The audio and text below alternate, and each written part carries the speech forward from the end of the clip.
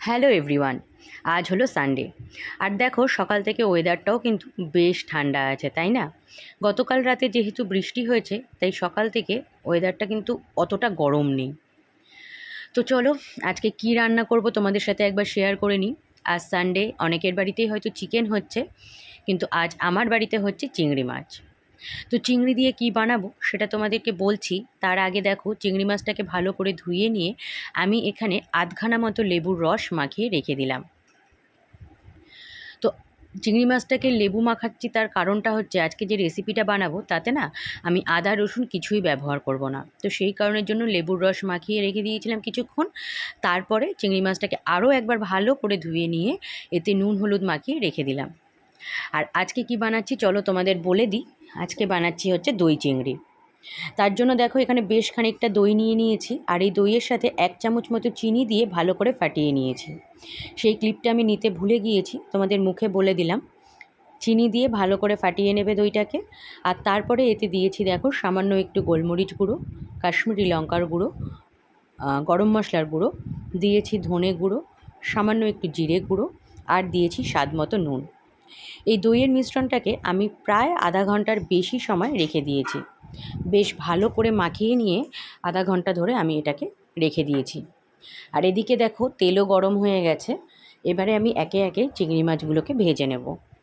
খুব কড়া করে চিংড়ি মাছটা ভাজবো না, যেহেতু চিংড়ি মাছ ভাজলে বেশি খেতে ভালো লাগে না, তাই একটু হালকা করে চিংড়িটা ভেজে নেব। আর এদিকে দেখো দুখানা ছোট্ট ছোট্ট টমেটো, একটা পেঁয়াজ আর দুটো কাঁচা লঙ্কার একটা পেস্ট বানিয়ে নেব। এদিকে চিংড়ি ভাজা তেলের উপরে দিয়ে দিলাম গোটা জিরে, শুকনো লঙ্কা আর গোটা গরম মশলা ফোড়ন। তারপরে এই পেঁয়াজ টমেটো যেটা বেটে রেখেছিলাম সেটাও এর সাথে অ্যাড করে দেব। বেশ ভালো করে একটু কষিয়ে নিয়ে তারপরে এতে দিয়ে দেব ওই দইয়ের মিশ্রণটা। তো তোমরা এই রেসিপিটা বাড়িতে একবার ট্রাই করে দেখতে পারো। খুব কম সময়, খুব কম ইনগ্রেডিয়েন্টসে রেসিপিটা হয়ে যায়। যারা চিংড়ি ভালোবাসো তাদেরকে বলবো অবশ্যই বাড়িতে একবার ট্রাই করে দেখতে পারো। খুব ভালো লাগে খেতে। আমি এই নিয়ে দুবার বাড়িতে করলাম, বেশ ভালো লাগে।